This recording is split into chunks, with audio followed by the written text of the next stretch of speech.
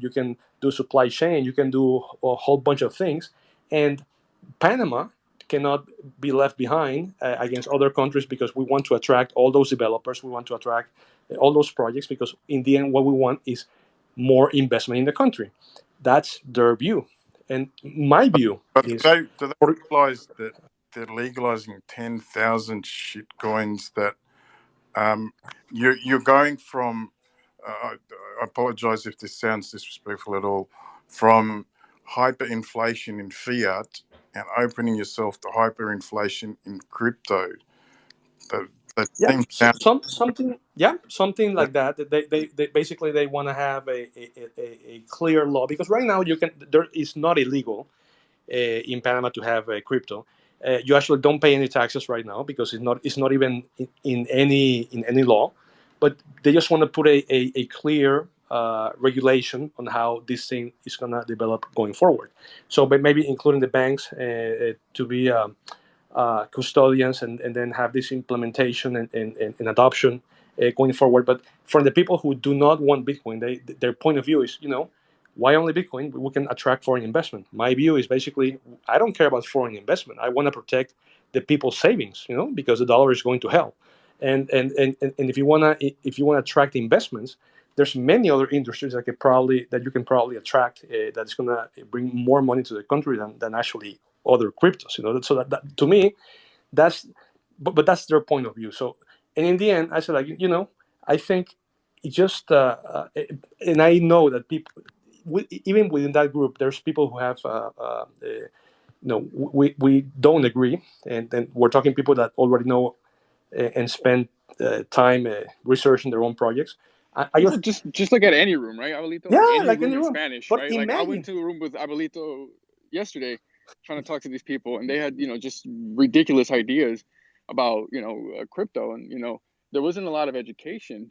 Yeah, I speak it Spanish, so I may was end able to up being discuss a it with them. brilliant move. I mean, legalizing Bitcoin stealthily by covering it with thousands of shitcoins. Yeah, it may end up being brilliant, but just the opening up an entire country of people that are not uh, sophisticated about crypto to people like Justin Tron and Pussycoin and the Safe Moon idiot, and it just yeah, I okay, does that coin exist? I know about Comrocket. I didn't know yeah, about Pussycoin. I lament the the brains of the Panamanians being bombarded with this rubbish. Uh, yeah, the but like I said, maybe it's a brilliant way to backdoor Bitcoin in. I've got to admit that, brother. That's my thought exactly. The way I see it is, the other shit coins are gonna be the Trojan horse in which we put Bitcoin inside 100%. into the population. So it may work, it may not work. I think it's gonna work. Bukele's experiment may work. Hopefully, yes. But there's no But solution. even if it did, Abuelito, like if it did, that's not going to work in all of Latin America. That paradigm will not work in all Latin America. Like Which, it's which one? not going to be a Which copy and one? paste Which situation. one? El Salvador. Oh yeah, no, no. I have gone to the other groups of Latins, and they are really against, the. And there's people who are actually pretty vocal against it. They actually want to boycott, the whole idea.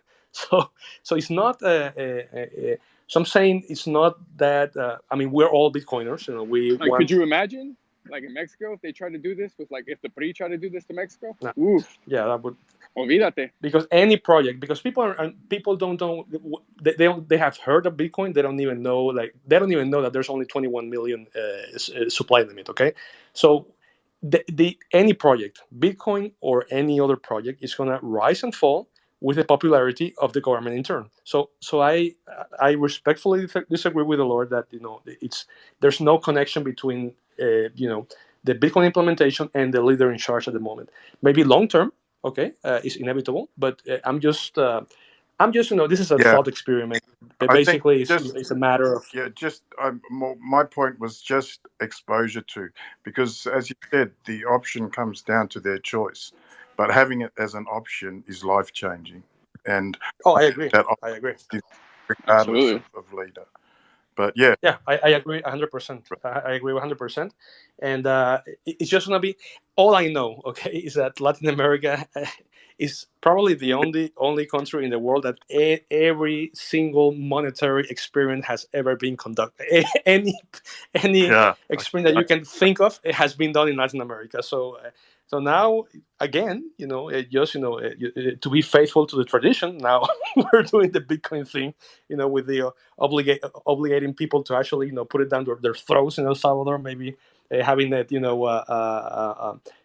freedom of choice in Panama. Who knows what Paraguay is going to do? But it's I we're, think we're, we're very yeah, I think Abelito, I think it's Bitcoin. quite interesting on the shitcoin bill perspective, and shitcoins being the Trojan horse. Like Chris Dark did an analogy about CBDCs being a Trojan horse. So you could actually see CBDCs, central banks, digital currencies, as actually shitcoins, and I agree. because I they're agree. not going to work, it does kind of like accustom everybody to digital currencies, but then Bitcoin is the obvious winner. Oh yeah, Just a perspective on your point. that's the Yeah, brilliance of game theory. I think That's in the El brilliance of game Salvador, theory. uh, Bitcoin might surprise you, Abuelito. I think all the reasons that you're into Bitcoin will make the penetration stand uh, despite the leader. So, yeah, I think your faith in Bitcoin is well founded, brother, and it's going to deliver for you. Oh yeah, I'm only saying because I'm I really want to be the idealist, but I think Yeah, life when it hits you with a brick, that then it's good to have that passion and everything, but you have to be careful. And there's a lot of even before this thing with El Salvador, Bitcoiners were being attacked everywhere. From know from every angle possible. So if you guys think that this is just gonna go down, I mean, this is gonna get worse, and it's just better to be prepared. From every angle, think about every possible worst case scenario, as Leo was mentioning before. I mean, we just need to be realists, man. And the world is a messy place. It's a freaking messy place, and then just because one thing is the best outcome doesn't mean that it's going to be implemented. Usually, I mean that's unfortunately how the world works. And but in the end, I'm sure this is going to be this is going to work one way or another, and then we're going to be. And I'm actually trying to push it, any way I can, and then everyone here is doing his or her part as well. So I mean, we know that this is the right way. Abelito, and those were great insights, and I would love to hear what your best case scenario would be for El Salvador. Let's get on the positive side now. I think we all want to hear that as well. But okay, so my best case scenario might actually, makes you sad, because for Bitcoin to actually be implemented fast, it will mean that we will have an unraveling of the current, dollar system, because, I mean, every of if this is going to be implemented really fast, it would mean that the current system just collapses. Okay, so the same thing that happened in Argentina when when they had the one-to-one dollar pegged to the peso, that in 1 week people lost 80-90% of their savings. And I was there. I was actually there when that happened, and negotiating with the central bank, a trade finance line of credit, and I saw everything, right there, how it happened. I mean, it was disturbing, and that time people didn't have an option. But I'm sure if Bitcoin was around back in 2000 2001, the implementation would probably be like 80-90%. So unfortunately, you have to have a big crisis for an inflation point from the viewpoint of adoption. The I think the worst case scenario. Oh, you already asked me my best case scenario, so I'm sorry. I was just looking for bad things, you know. But yeah, uh, hopefully people are visionaries, and they see Bitcoin as what it is, and actually the best case scenario is actually if Bitcoin keeps on increasing in price. and then people they just want to FOMO in, and we don't have a crash, and then people say, screw the dollar, and we just go into the new system. That would be actually the I'd best. like to make a try to paint a rosy picture.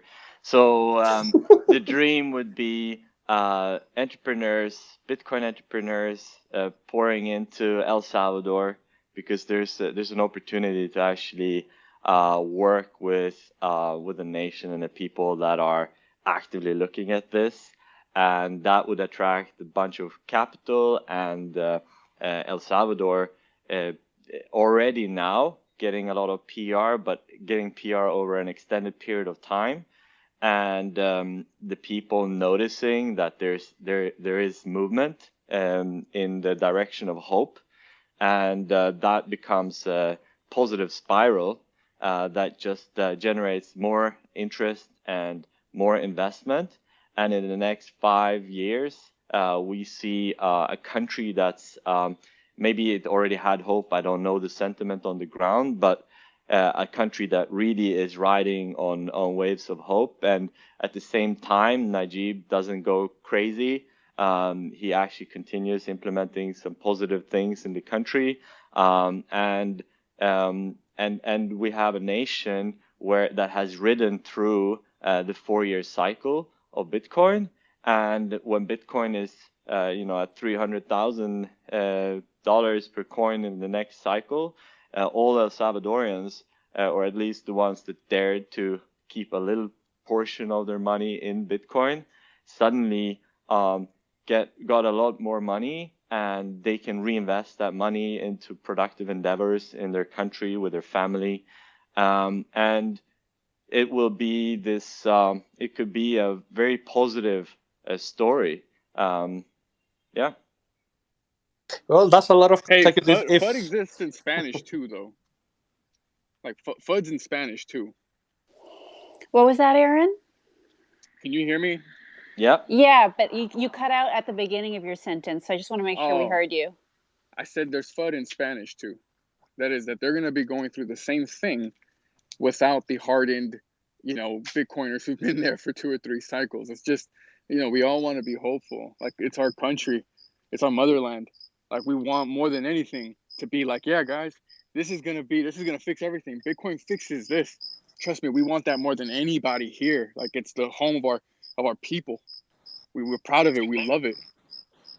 And then But we're just cautiously hopeful. Yeah, and We're there's just the other cautious. aspect that we haven't talked about, that a lot of Latin American countries suffer because lately, in the last couple of maybe decades, the U.S. has used the dollar as a weapon, as a political weapon, and one of the problems is that you have this Clinton list, you have that they can just accuse you of anything without any proof, and then boom, that's it.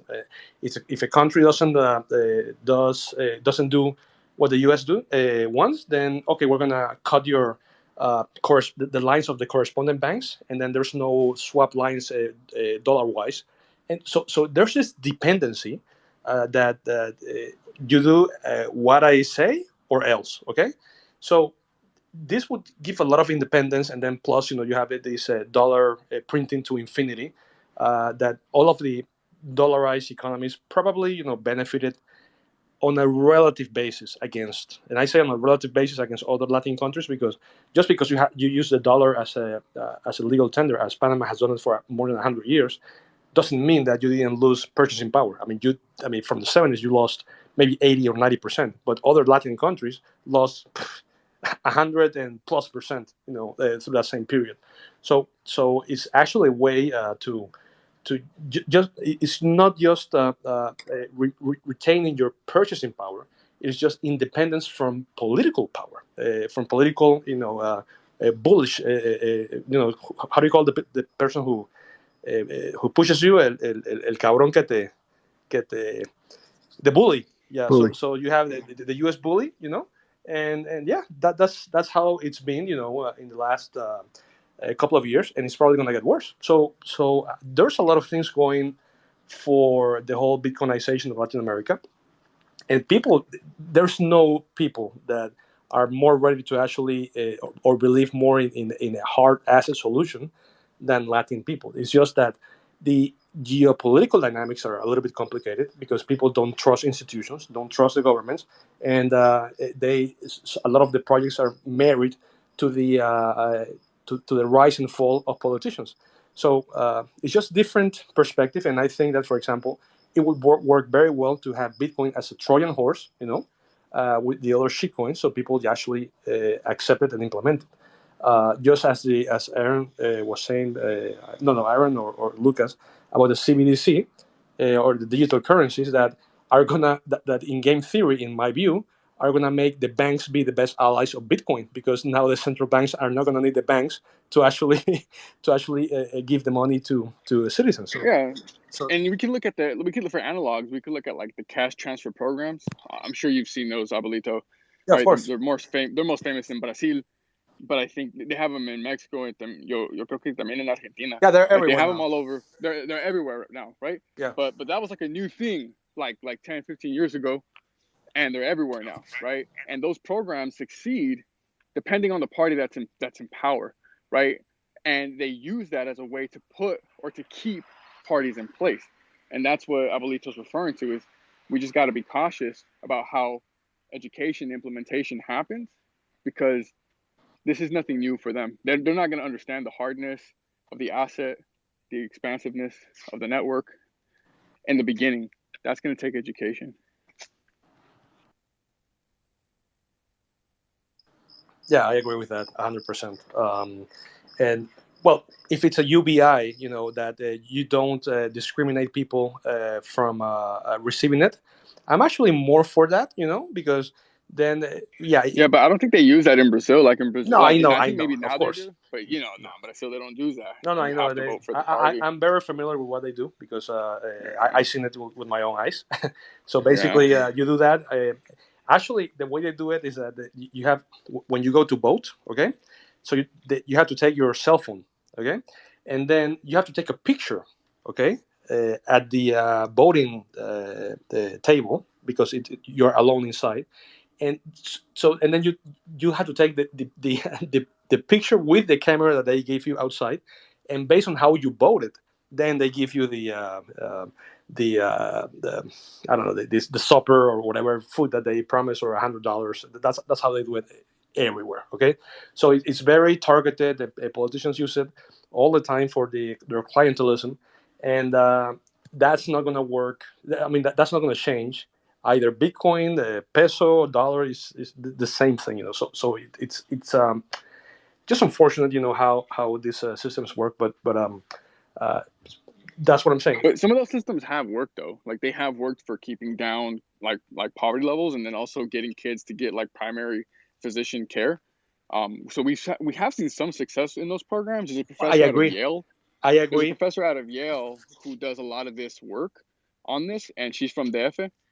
But she teaches at Yale, and she has a compendium of like different projects in Latin America where they succeeded, where they failed, and why. And she agrees with you, like if it's across the board, right, and it doesn't matter like the party, then in that situation it actually has been pretty successful in some instances. No, I 100%, and I actually was the one of the architects who implemented, the bono escolar, which is the school bond, to very poor people in Panama. Yeah, So yeah, because basically the politicians, what they want to do, what they wanted to do was, okay, now uh, we're gonna buy the things that you need, but you have to have the kids, they cannot desert school. So a lot of people, a lot of families that are very poor, they just keep the sons or the daughters from going to school because they have to work in the fields, because that's how they do. I mean, they need all hands on deck to help with the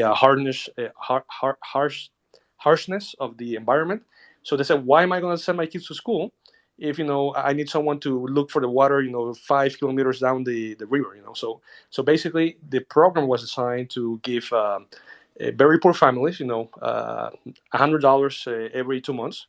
Uh, and the only thing that we wanted was, okay, they need to go to school. And some people were saying, no, we need to buy them things, and we're not going to give them money because we don't know what they're going to do with the money. I said, nah, give them the freaking money, okay? And then the only requirement is that the kids are in school. and you are not gonna discriminate, race, religion, a political party, because that's what they always do. And it's much better to, I don't know, whatever that program was, probably like like 50 million or 70 million dollars. But if you take it through a ministry, they steal half of it, all right, and then the other 25%, they just hire people from the party, and then in the end, the poor peasants, they only get like 10 cents out of the dollar. So I said that instead of doing that and then have all this bureaucracy and red tape, and just give the money directly to the freaking people, and then they decide what to do. And in that sense, you actually reduce the size of the government and actually help the people. So it's not an ideal program, but at least you are being more efficient in the allocation of resources. So yeah, I'm for programs like that, because you actually solve poverty and then keep people in school. And now I don't even know why we're discussing about these things, but yeah, Well, because it's important, because it's a program that's being implemented by the government, and I think we can learn from the pitfalls of those implementation in those networks by looking at other programs that have oh been yeah, implemented that are 100%. similar. 100%. They're very similar. So I Could always say that the devil is in the details, and you can have a very good idea, and the outcome is terrible, because you didn't pay attention to the details. Hey, could Bitcoin be a way for a nation to kind of get control of corruption? I mean, if you're paying out, or if you transact all Exactly. big projects in Bitcoin, you can actually see where the money's going in every step. So wouldn't this be like the dream come true for any It's leader that perfect. actually wants? It's a perfect budgetary tool. So every time you pass uh, a budget is. I don't know whether most people understand this. A budget's actually an act of parliament or an act of Congress. So when you pass it, it's actually a law. It's a bill that gets passed into law. So if that bill says you're going to spend $10 uh, on Lucas's road to pave it, you're not allowed to spend that $10 anywhere else because it's a law. So if you spend it anywhere else, that's a crime. And there's no way, unless it's diverted by what's called a violent, which is like a regulation which is just below a an act of parliament or an act of Congress. It's like a congressional order, which everyone has to authorize for that payment to be moved. Otherwise, it's illegal.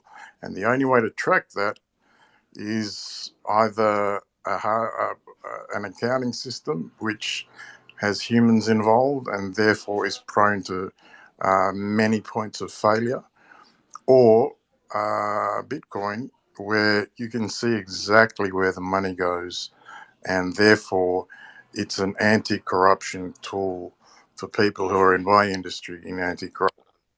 Have been we've been dreaming about something that makes the very core of our role, apart from stamping out uh, corrupt officials and keeping an eye on them. Every year, $1 trillion is paid out in bribes, according to Transparency International.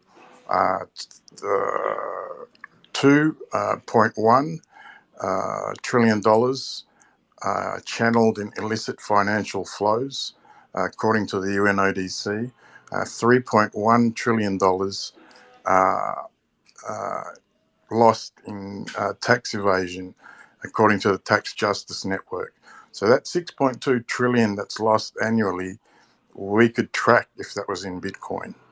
So yeah, to answer you, Lucas, absolutely, Bitcoin is an anti-corruptive tool.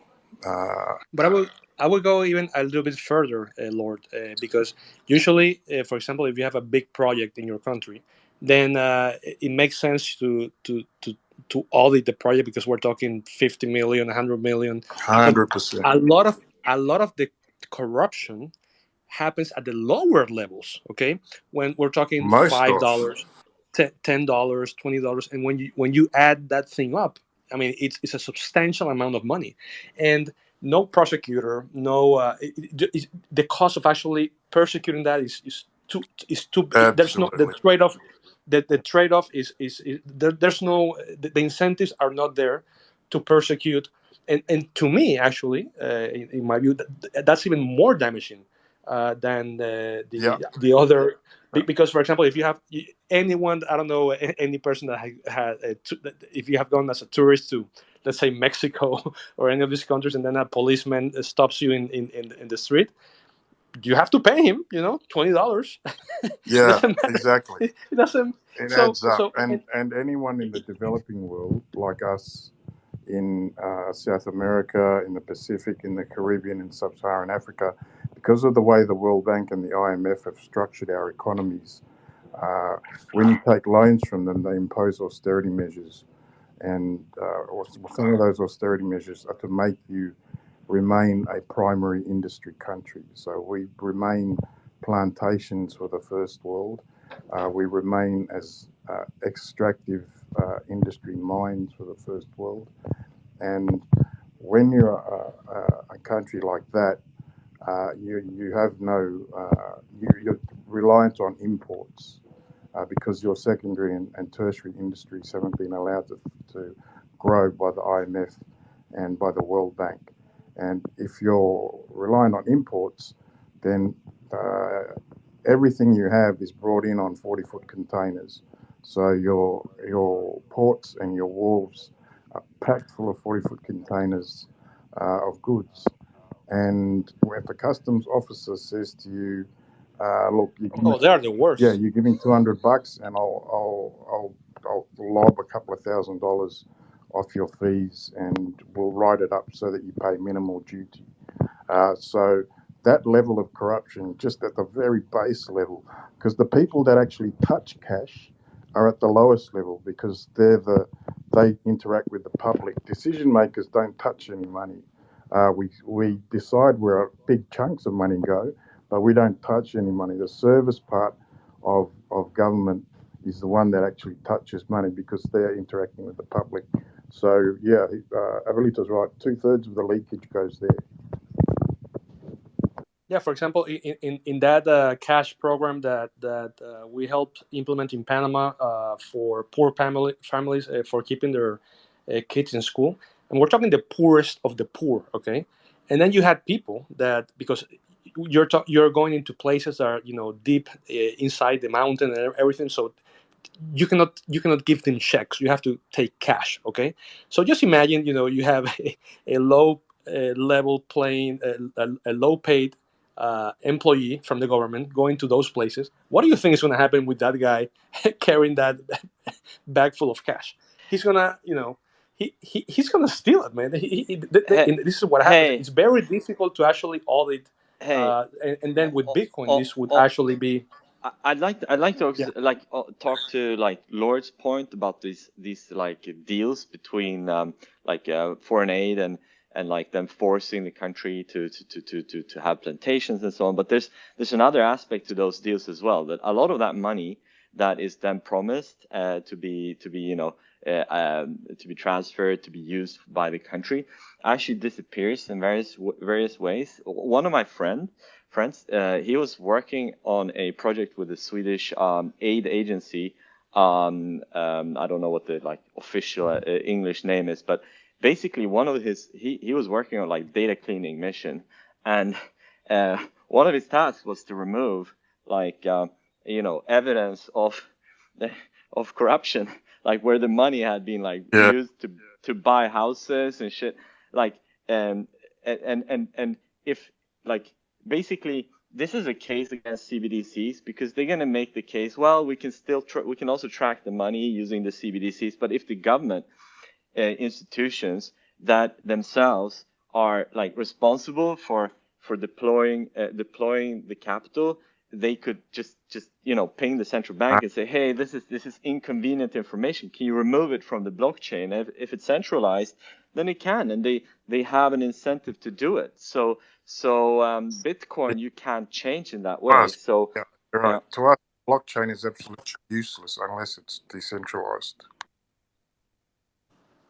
Yeah, I agree. But for example, I would say, I mean, I can only speak for the case of Panama, and I mean, if you have decent checks and balances, these big projects, it's they will get attention even from either from the opposition, political parties, or the civil society, or whomever.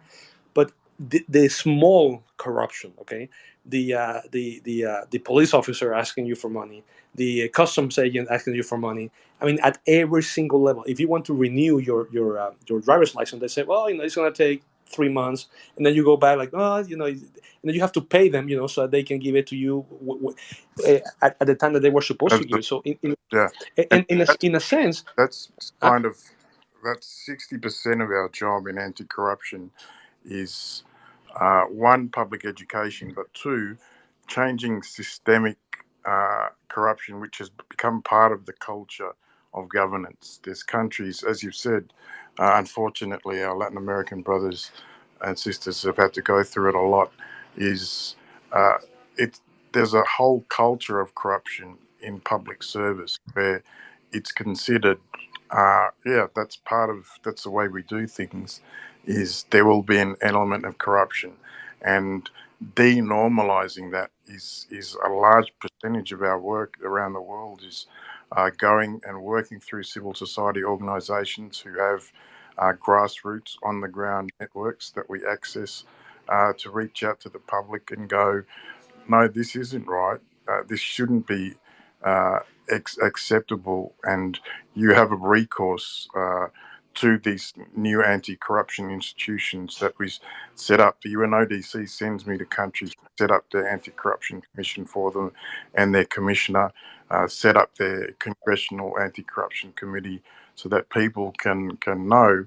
Uh, all right, that $20 that the cop took from me, that I can go and tell the commission, and they're going to get him fired. And that's exactly our job, is to try and combat all that stuff that Abuelito is talking about. So that is a thing. It's an actual thing that we have to combat. yeah, but wouldn't you agree that that's the most difficult part of corruption to actually try to prevent? Because the actual the cost, the effort to go into those small Yeah. corruption, So going that's going it's there, almost impossible. It's all cash. yeah, Everything is cash. so going into them depends on witness statements. So we have Yeah, to that's very come difficult. up to us, and he has to complain. And then if we find evidence, then we can go to this guy's boss and go, if I get this many more complaints, then your department is going to lose much funding. That's so it's up to you to make sure your officers comply. Otherwise, your funding is going to get cut and your salaries go down. And we're going to do that from a legislative level at the very top. We're going to change your budget, and if you do that often enough, then it begins results. But it is a large, I'd say about 60%. It's not all of it, because there's a lot of corruption at the top. I mean, because yeah, we decide where the money goes from it's at the top of the food chain, and then these guys take advantage at the lower end. So volume wise, as Abuelito said, much more at the lower end, but um, uh, size wise, the amount that's actually the chunks of capital that are misused, of course, it's going to be people that have decision making ability across large amounts of capital. And yeah, it's definitely a thing, and especially in the developing world, where we can least afford it, where we have the poorest people. We unfortunately uh, don't have strong anti-corruption institutions, and therefore the developing world is the priority of the anti-corruption movement. Developed countries usually have fairly strong fourth estates.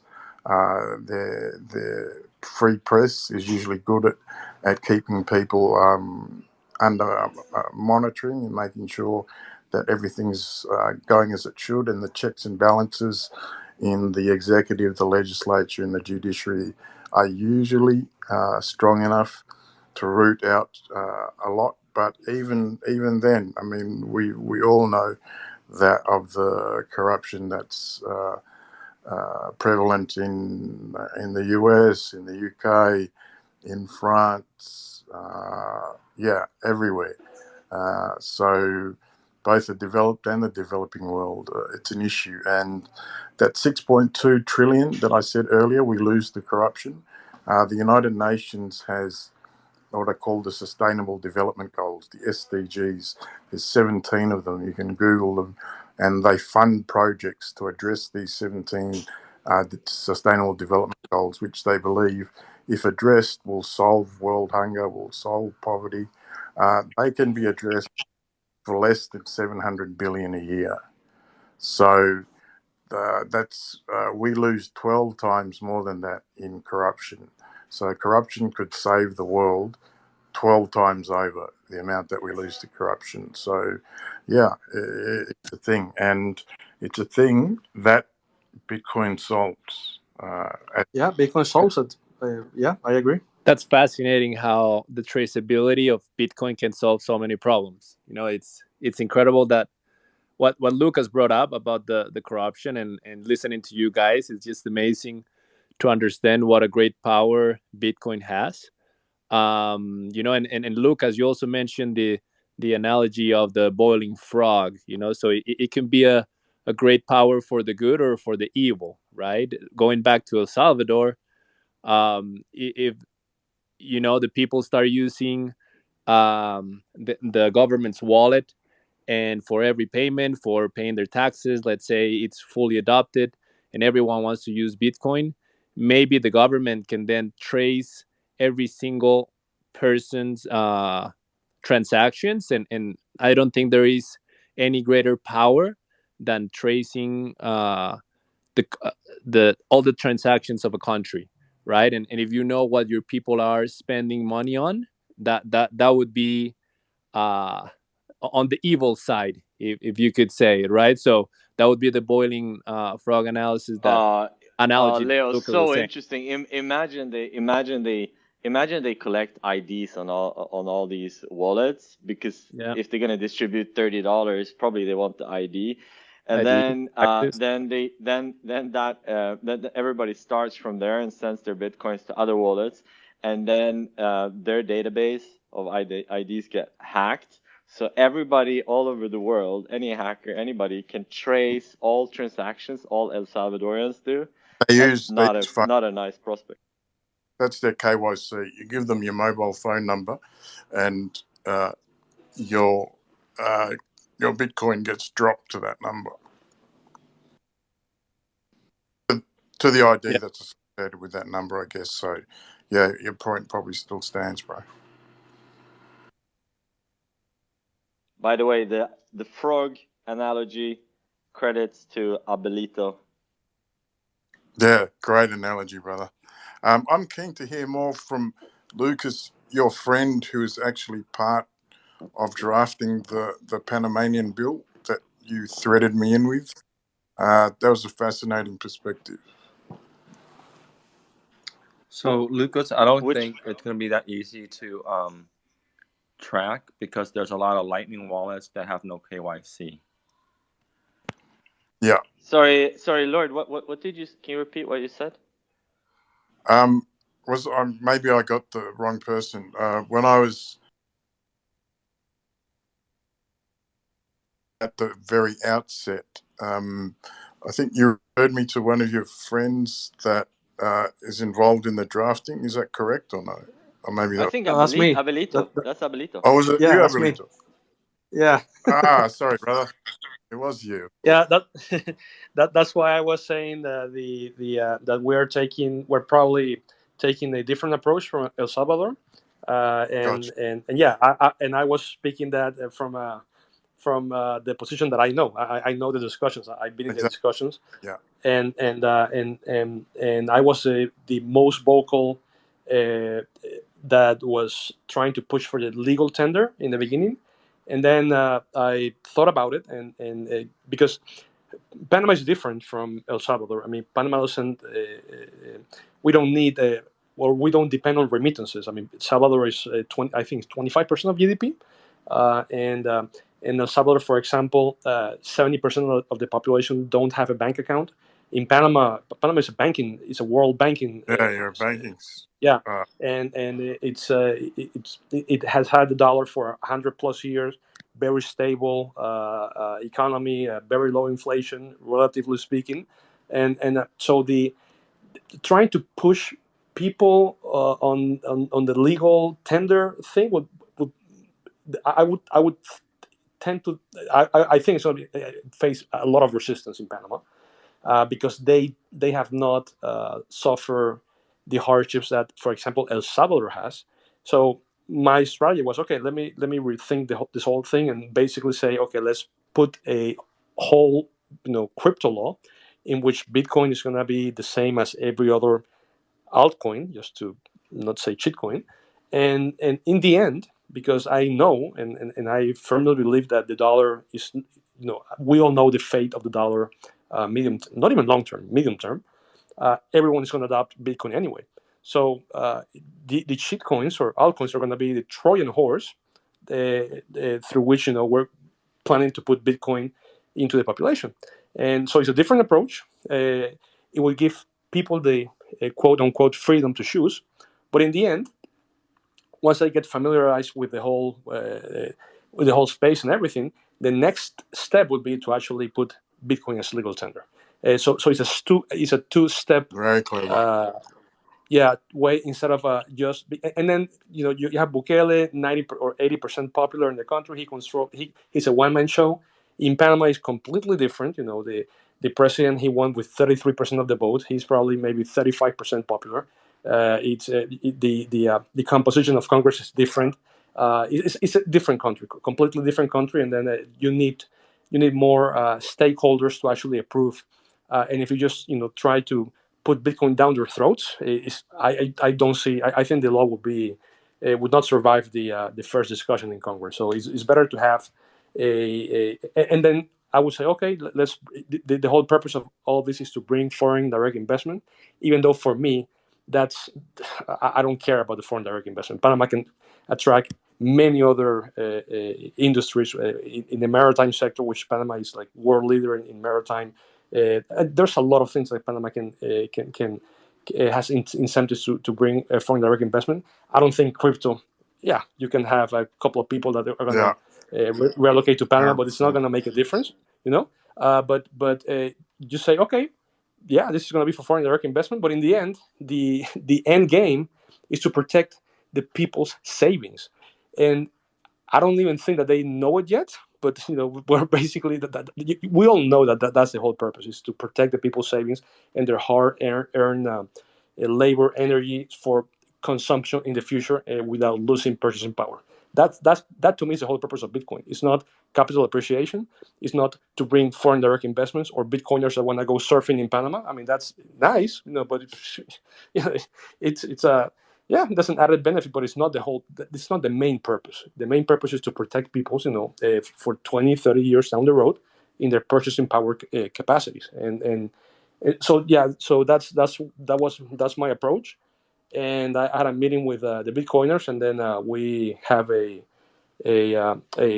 unified position, and then probably this is what's going to happen.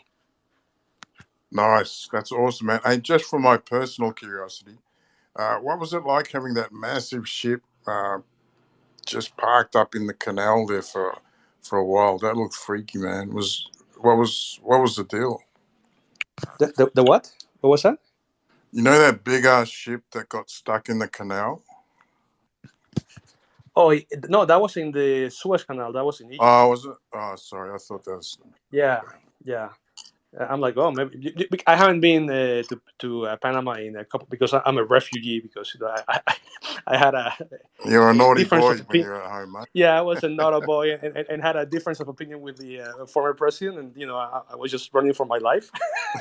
so so Fair enough, brother. yeah, but I was, I know in 2024 there's going to be new elections, and the person who's probably going to be president, it's an extremely close friend of mine, and he's leading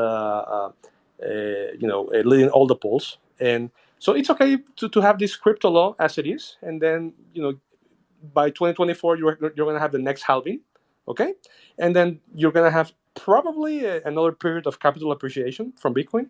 So it might be the best case scenario for actually migrating from a general crypto law to a Bitcoin tender law. I'm just about reducing risk, and maybe I'm just too, the way my life has, evolved. I'm just, I'm always, even when I go to the bathroom, what can go wrong? If I go to the bathroom, or if I'm gonna walk the dog, what can wrong can happen, because I've been, in survival mode for like 7 years. So I'm just taking the very cautious approach instead of the idealist approach. So you need you need idealists, you need people who are on the risk management side, and so you need every type of people in Bitcoin, I think.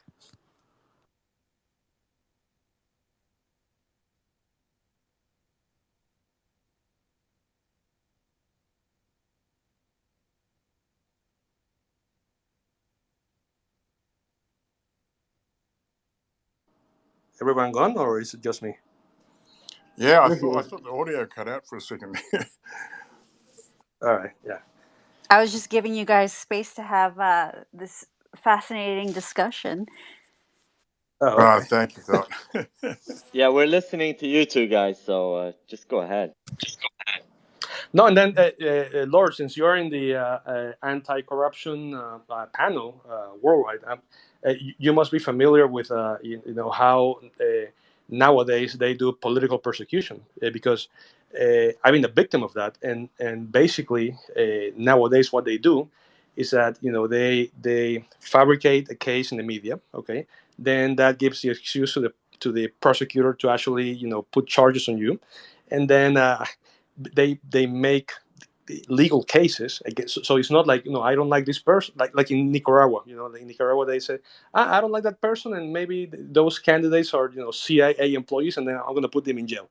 He can do that because he's a freaking dictator. But anywhere else, they just made up.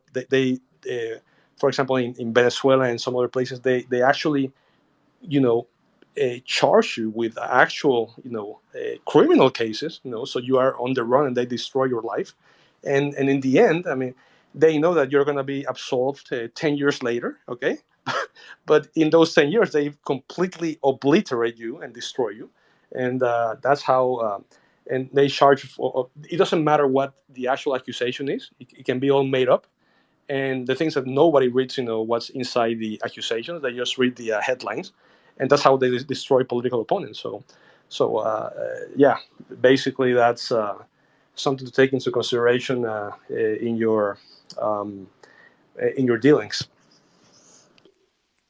Abelito, would you, I mean, only if you're comfortable or, feel like sharing it again, because I know that you've shared your story in other spaces, but there might be new listeners in this one who might find your story. I mean, it's a very, like, it's a very inspirational and also like important story that really speaks to why Bitcoin is so valuable and how it helped you when you were fleeing from political persecution in your country. Yeah, I'll do the brief version. I mean, basically, I thought Bitcoin was a shitcoin back in 2012, and I thought it was a scam. And I didn't, I was in private equity. I was in banking, uh, and I did country risk management as well. And then And this was I in was invited. Panama, correct? Yeah, this one's in Panama, Okay. and I was yeah, and then for some reason, one of these persons running for president, he asked me for advice, and then in the end, he won, and then he asked me to join government, and then he had his vice president, and they had a fight, okay, and basically what they did is like they got into a huge fight, and by the time the 4 or 5 year period was over, then the vice president ran for office, and then he became president. And guess what happened? The guy who was the enemy who was a former vice president, he became president. And then he said, I'm going to completely destroy the predecessor. This is what I'm saying can happen in El Salvador. I mean, I'm not saying this because of some theory. I mean, I lived it with in my own flesh. And then not only he was going after the former president, he was going against everyone that was that was part of the government. And basically, I had to flee the country because I was warned. Actually, some people were saying, that I had to pay $100,000 and they could make those cases away. Otherwise, I would face criminal charges. And I told them to go and fuck themselves. And then basically, I had to leave. I had to leave, and I had to leave my family behind. And then when I left, they said, "Oh, now that you left, you are," because then they took some time. They filed criminal charges, and then they said, "Oh no, now he's fleeing from justice." So they put a red alert on Interpol. Okay, and then my name was next to child molesters and and drug dealers on the Interpol red list, red alert, and and I said, this is the worst thing that can happen to you, okay?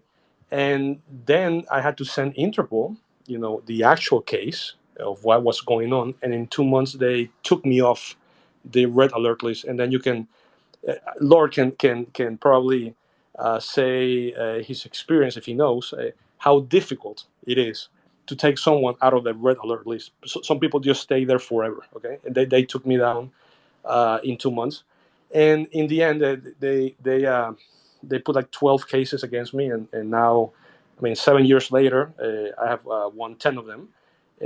One probably next week, and maybe in the next 2 months, um, um, the last one. And all this time, I have not been able to meet my son, which is 2 years old, because I've been out of the country. And when this happened, when I left the country, I said, now they were threatening to actually freeze my bank accounts. And I said, well, now this is getting really bad, because then how would I be able to send any money back to Panama? And then this is how I started to get interested in Bitcoin, because Bitcoin, they cannot take it away. They cannot. Wow. Yeah, they cannot take it away. They cannot confiscate it. It was the thing that actually got my attention first, and all this thing about the price appreciation and everything. But for anyone that has been a victim of persecution, or is just afraid that this can actually happen to you, I mean, there's no other asset that has the qualities that Bitcoin has. So I went into much more details in other spaces, but basically this is what happened. And so I always say that people view Bitcoin differently. Some people view it as a hedge against inflation. Some people view it as as a way to be out of the system. But some other people they see it as a speculation tool for price appreciation, and some other people actually see it as a way to protect, from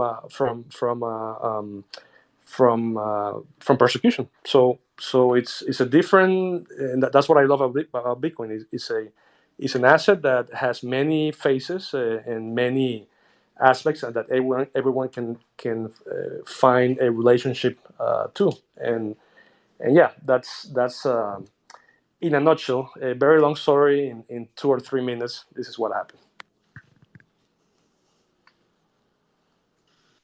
Thank you so much for sharing that. Yeah, it's incredible, and that just goes to show, like, you know, Bitcoin, you can just memorize your funds and then or your seed phrase, or have a hardware wallet, and have the freedom of mobility, to get away from corrupt actors, corrupt governments who are trying, when you're trying to flee persecution and protect your savings. It's just it's such an incredible story.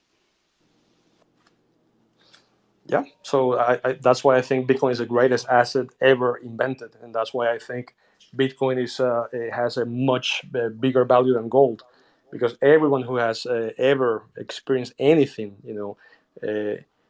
like what I experienced, you ask the youth if they could, escape with their gold from Nazi Germany, or any other you can leave, but your gold stays. And then with Bitcoin, it's just an asset from heaven. So it's just it just depends from your point of view and your experience and yeah, basically that's what caught my attention. It's not that I was like you guys like researching Bitcoin because you are smart people and I'm a dumb person that didn't care about it. But in the end, uh, some people good go and try to look for Bitcoin, and in my case, Bitcoin came and looked for me. Bitcoin found me, and then with a brick, as a brick, that fall into my head because that was the only probably one of the only ways out for me. I What never a get tired of phenomenal hearing your story. story, man. That's awesome. That's the epitome of freedom money right there. Freedom money, 100%, brother.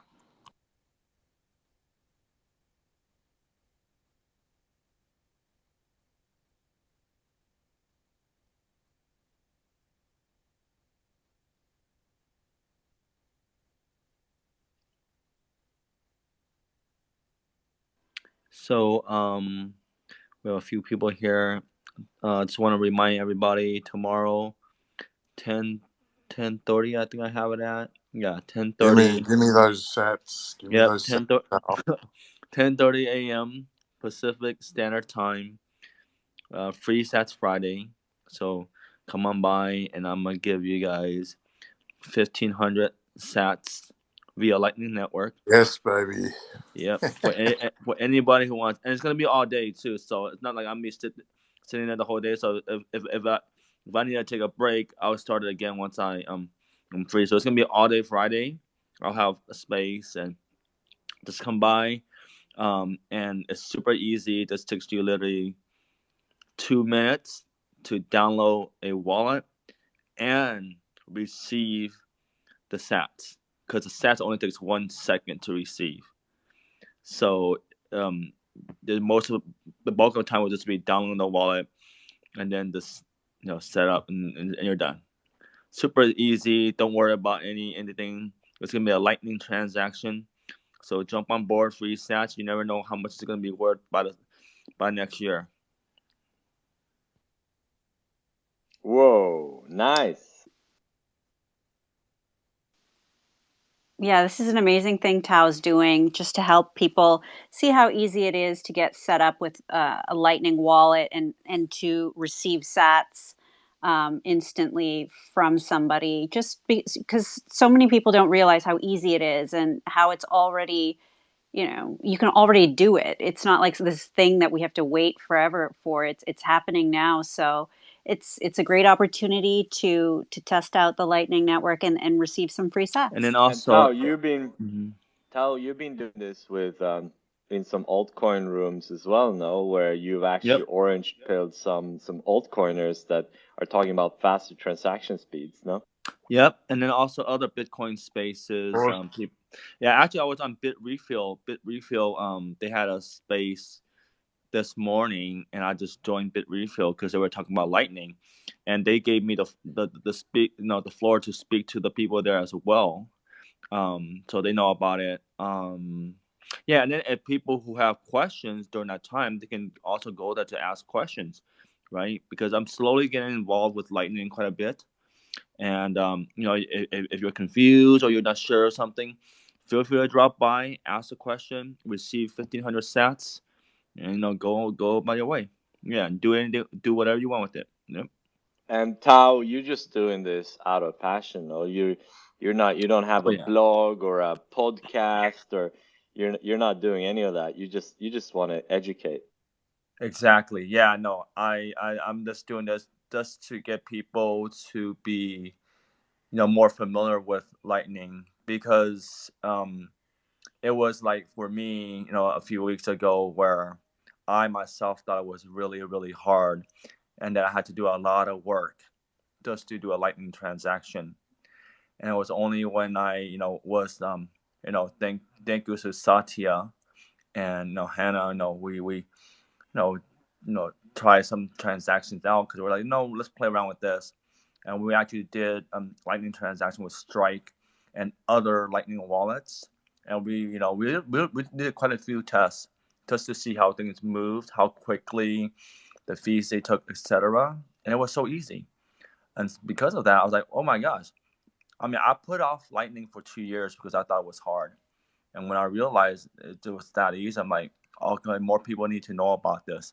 So that was why, like, I think last week, I don't know when, but I've already started giving a lot of stats out just to get people to be more educated and just start to understand this is very simple. I'm not really shocked that it's not more prevalent out there where merchants and other people are not already transacting with Lightning.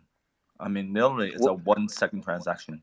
This gives me an idea right now. Like, it would be really cool if somebody has any connection with one of the founders of Lightning Labs. I'm following her, but I don't remember her name. To like invite her and to our living room, and it would be really cool to just be able to ask some questions and just Tao doing his thing with some transactions and I would I'll love reach that. out to it. I got to connect to it. We can use. Yay! Are you talking about Elizabeth Stark? Yes. Yep. Yeah. Cool. I think a few of us have. Yeah, I can reach out if you want. That would be awesome. That'd be really cool. So it's Would funny. you host it, Dot, or? Yeah, I'll be glad to host it as well. It's no big deal for me. I'm just sitting in hospital doing nothing. So, no worries at all.